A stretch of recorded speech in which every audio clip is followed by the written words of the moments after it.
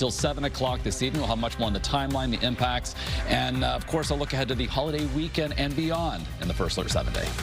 Now, Channel 3 Eyewitness News starts with a First Alert Weather Day. And first up right now at 5 tonight, we certainly have a lot to get to, but it's also a First Alert Weather Day for a threat of severe storms. Yeah, let's take a live look outside right now, overlooking the capital city. Very nice out there, but it's not nice everywhere. No, that's for sure. Chief Meteorologist Mark Dixon is first up right now with more on that First Alert forecast every 10 minutes or less. Yes, we started with some showers, some clouds. The sun has been coming out this afternoon, helping to further destabilize the atmosphere. And on this First Alert Weather Day, we still run the risk for some severe storms to develop, primarily impacting far northern Connecticut, and this is until around 7 o'clock this evening. This is where we have a tornado watch in effect, Hartford, Tolland, Windham County. So could be some strong, severe storms in the mix as they develop and move right along the Connecticut-Massachusetts border. And there's a possibility, in addition to some straight line wind, that the wind could try to rotate just a bit. So we're zoomed in right near the notch. We've been tracking a developing downpour that's been moving to the east and northeast. So just now heading north of Enfield into Long Meadow, Massachusetts. Otherwise, it is a western Mass where we've seen several severe warned storms, but we're also tracking what is currently developing in eastern New York, heading into western parts of Litchfield County. So moving through eastern New York here, soon going to be arriving into Sharon and then Cornwall. Non-severe, but certainly packing a bit of a punch on this Thursday evening. So in advance of the cold front that's going to eventually bring a drop in humidity, the wind is up out of the south. We've had gusts already between 30 and 40 miles an hour, and where the sun has come out, temperatures popping to between 80 and 85. That's certainly been the case across the western half of the state. Now even, say, Tolland, Willimantic up into the lower 80s. So thunderstorms continue to develop. We're on the southern extent of this watch box that goes all the way up to Canada. So we're on the southern side of that, watching what's developing in the lower Hudson Valley of New York to move across northern Connecticut. Of course, you can track anything with the free First Alert Weather app. So here's First Alert Futurecast showing as we head towards 6 o'clock, then 7, the threat is over. So it's a small window of time, again, far northern Connecticut. We'll have much more on the risk for I should say, the beneficial rain that's on the way after the holiday weekend, and just how nice the holiday weekend will be. It's in the First Alert 7-Day. All right, we'll see you in a few minutes. Mark, thank you. Right now, some developing news we're just learning about. In fact, in the past 10 minutes or so, we found that the suspect in last night's deadly shooting in Hartford has killed himself after a standoff at a hotel in Massachusetts. Police say late last night, the suspect drove the wrong way down Magnolia Street, opened fire, and then took off. Now, police have not released his name, but they did identify the woman who was killed as Diana Toronto. A second woman in her 30s was also hit. We're told she will survive. Police were still at the scene all throughout the day in Holyoke. We'll have more updates as we learn them for you tonight. In Clinton today, crews on the scene after a boat started sinking there. Take a look at this picture from Clinton. This happened off the coast of Shore Road. Officials say the boat had been anchored in the area. It was used recently. Right now, there is no word on who owns this boat. Of course, we'll keep you updated with any new developments on this. Well, certainly another big story we're following for you new at 5. Nothing but orange and blue skies over the city that never sleeps. Today, millions of fans from all over hit the streets of Manhattan for the New York Knicks championship parade. We have live team coverage for you tonight with your reporter Matt McFarland standing by at the train station in New Haven after catching up with fans on their way home. But we do want to begin with sports reporter Dan Booth, who is joining us here in the studio, diving into this very, very special day for fans. Dan? You know, Mark and Steph, this wild championship run and this parade were 53 years in the making. The Knicks' last championship was back in 1973, and after years of heartbreak for this team and its fans, they finally get to take a big sigh of relief and celebrate a championship that New York sports fans will remember forever. More than 1 million fans made their way to Lower Manhattan to see the NBA champion New York Knicks travel through the Canyon of Heroes, down Broadway from Battery Park to City Hall.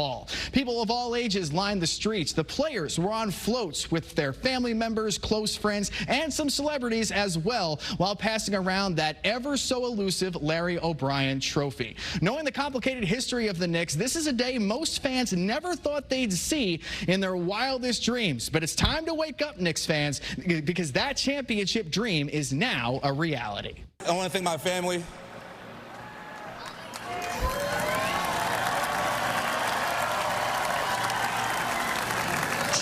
Truly, without them, their sacrifice and everything, when we possible. My inner circle, I mean, they keep me humble every single day. They don't let me get off track for nothing. Damn, New York, we really did it, man. We really did it. But at the end of the day, I want to thank you guys, because without you, this wouldn't be possible. Let's go one time. Who let the dogs out? Who let the dogs out? I love you, New York. This is our city. This is our team. For 53 years we watched. For 53 years we waited. Now we've won. Between the crazy plays and those unbelievable comebacks, this is a special team that'll certainly have a lasting impact on New York. Now, there were a lot of fans from Connecticut that made their way down to the Big Apple today to partake in all the festivities. So let's keep this party going by sending it over to your reporter, Matt McFarland, who joins us live from just outside New Haven's Union Station. Matt, how's it going out there? Hi there, Dan. You know, Metro North added extra trains for the parade, and with good reason. New York City expecting millions to celebrate the New York Knicks today, trying to catch a glimpse of their world champions along that parade route. That include plenty of folks from our state who made the trip down there, and they had to get up pretty early to be a part of it.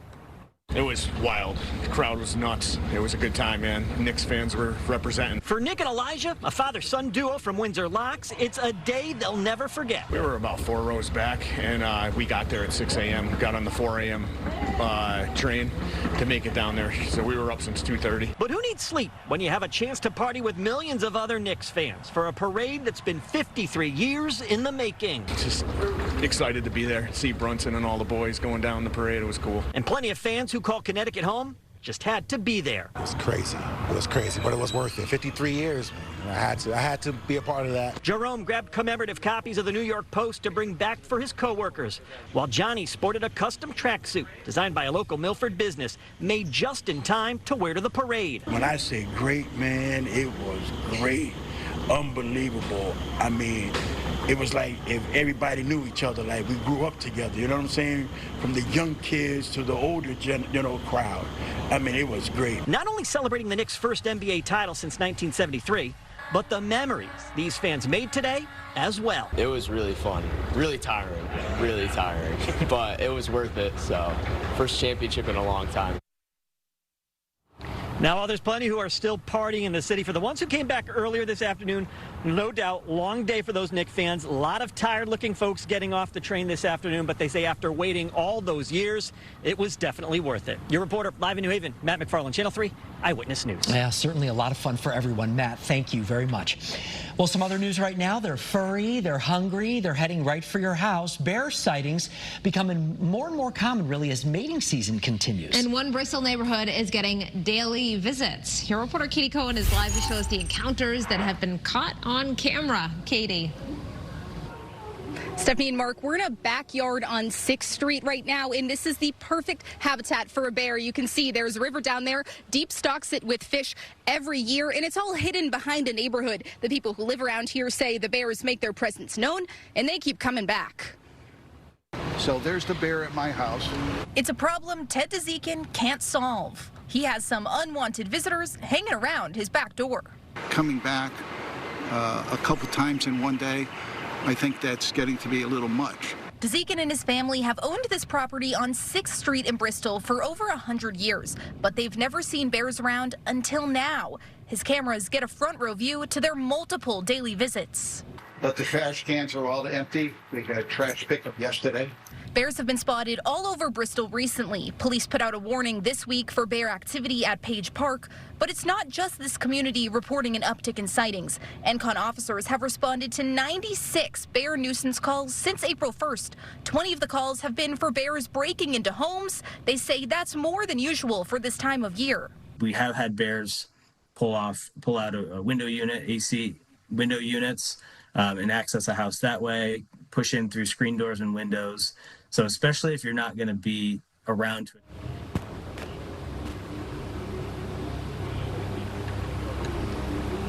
Well, if you do ever see a bear, you can report it on Deep's website. They also have an emergency wildlife hotline you can call if you ever see a bear acting dangerously or erratically. We have all of that information up on the WFSB app. I'm your reporter live in Bristol, Katie Cohen, Channel 3 Eyewitness News. All righty. Keep a lookout, Katie. Thank you very much. Well, 1 week from today, and the Travelers Championship tees off, we have an updated report from the course. The Trump administration defends its tentative deal with Iran amid bipartisan backlash, why some lawmakers are concerned. And also ahead tonight, video of a father with his daughter in a women's restroom going viral after a heated confrontation here. We'll tell you what police are saying tonight.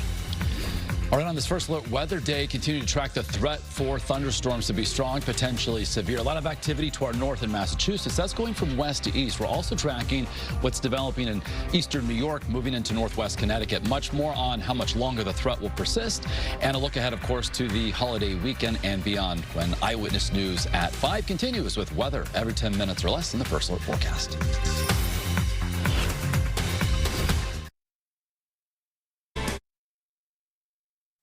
Time and Temperature, sponsored by Morgan & Morgan, America's largest injury law firm.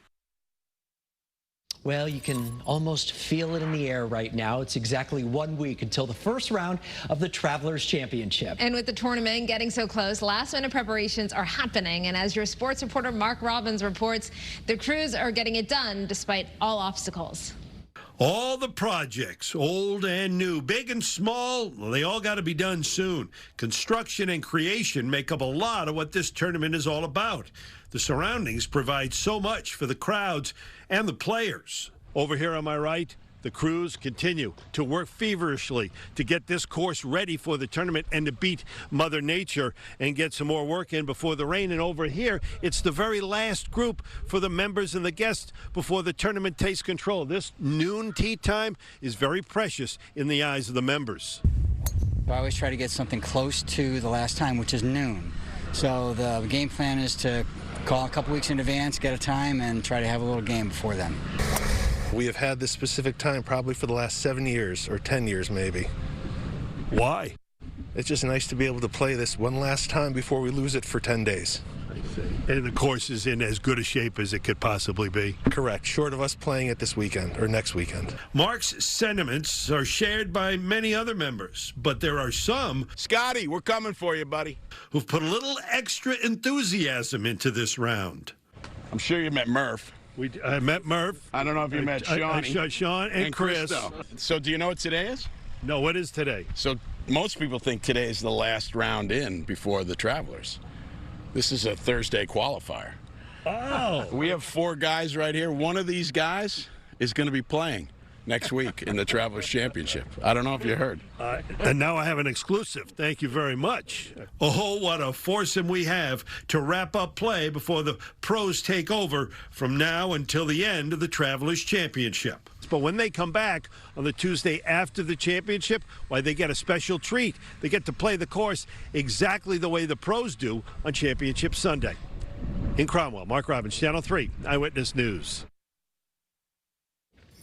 Well, we got to lose that jacket coming up next week, that's for sure. But today, we needed it. Yes, we've got a threat for some thunderstorms this evening, and we'll have much more on perhaps what we can expect a week from now for the beginning of tournament play coming up in just a moment. But first and foremost, on this first alert weather day, things becoming a little bit more active here on the state's only live radar. We've got this lapsing over the last 30 minutes as some rain is moving into Litchfield County out of eastern New York. Not severe warned and not producing a whole lot of lightning as of yet, but certainly moving through Sharon. We have another cell developing in advance of that, heading just north of Torrington. It's all moving from west to east, so some heavy rain, some gusty wind with this, some lightning eventually in the mix as well.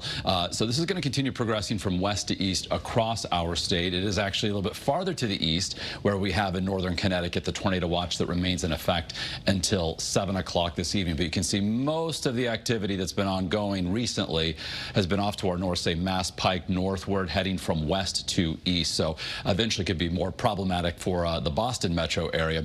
We'll continue to monitor monitor what's happening in Litchfield County as that's shifting eastward, and if anything were to further develop southward from, let's say, around Worcester now into northeastern Connecticut. So otherwise, southern coastal Connecticut, you may escape the evening without any sort of wet weather, much less thunderstorms. And the complex that's been developing and moving across the northeast, you can see the trail of damage reports, storm reports coming from New York all the way here into New England. Again, all of this to the north of us, where the conditions have been more favorable for that type of severe weather. We have seen with the clearing this afternoon, temperatures popping into the 80 to 85 degree range, and that's helping to further destabilize the atmosphere as this front is beginning to move into southern New England. So we'll continue that risk or threat for storms far northern Connecticut for the next couple of hours. 80 right now from Waterbury. Our view from New London, 72, so relatively cooler there with that cool water influence of the sound. If you are heading out and about this evening, especially in the hill towns, far northern Connecticut, be weather aware. The free First Alert weather app, a great way to stay up to date. You'll get any alerts, push notifications, also the proximity of lightning to your location.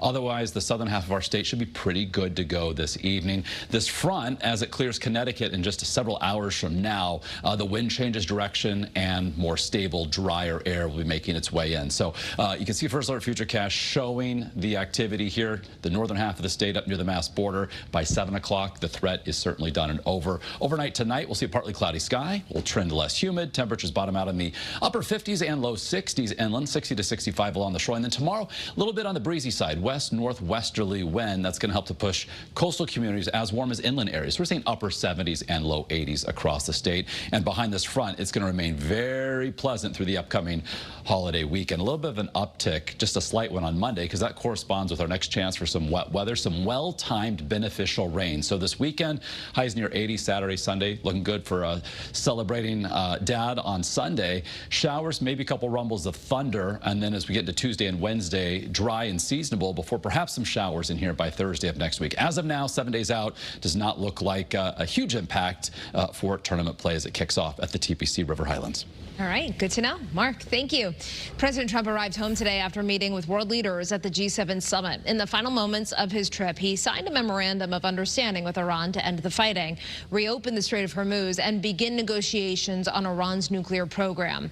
Your reporter Natalie Brand is on Capitol Hill, where some on both sides are questioning how much the president had to give up to get the deal.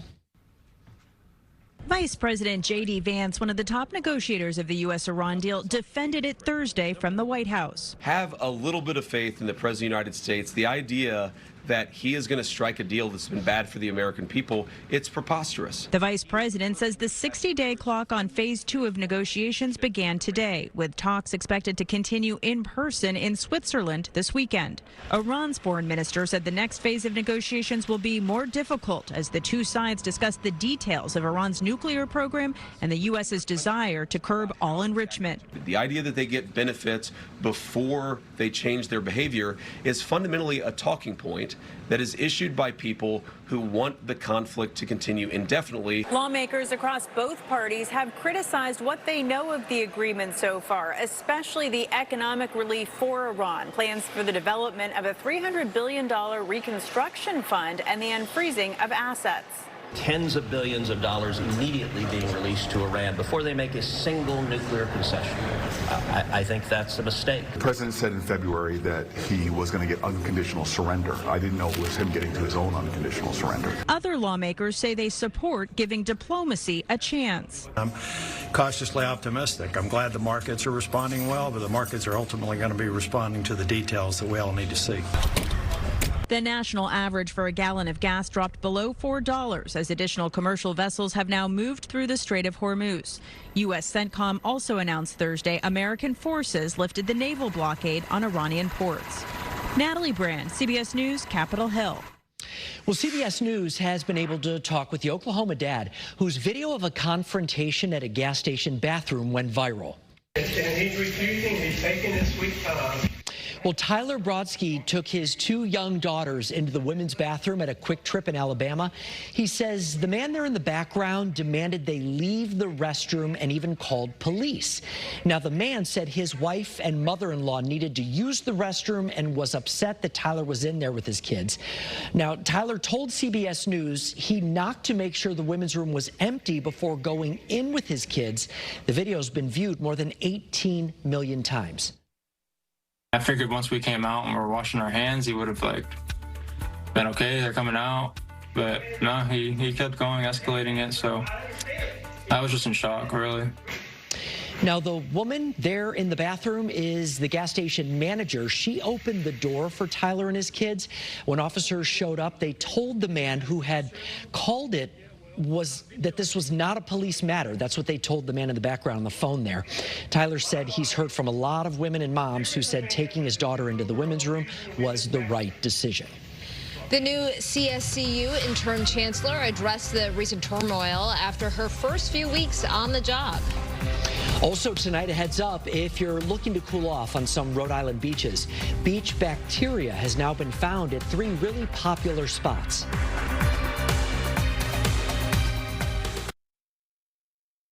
There's only one Morgan & Morgan. Well, it's late June, summertime, basically prime time to head to the beach. And if you have plans to head to Rhode Island, some spots could pose a health risk. The state's Department of Health there wants to close swimming at 3 beaches because of high bacteria levels in the water. It impacts Easton's Beach in Newport, Oakland Beach in Warwick, and Briar Point Beach in Coventry.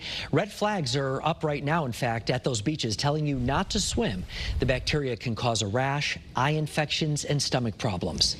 A new fast food chain has claimed the top spot in the fast food wars. See who America says is the new #1. It may surprise you.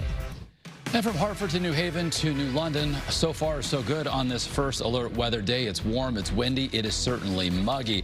Our first alert weather day continues through this evening as some thunderstorms moving across the northern tier of our state could have an impact on outdoor plans. Once the front that's responsible for these thunderstorms clears Connecticut, walk you through the next 3 days. Tomorrow for our Juneteenth, we're certainly looking good. Less humid, partly to mostly sunny, breezy highs, upper 70s and low 80s. For Saturday, looking quite nice, very comfortable, low levels of humidity, really a common theme through the holiday weekend. Then for Sunday, Father's Day, also happy summer with the solstice, temperatures peak in the upper 70s and low 80s. Much more on this evening's severe threat and some soaking rain to start next week. All ahead on Eyewitness News at 5:30.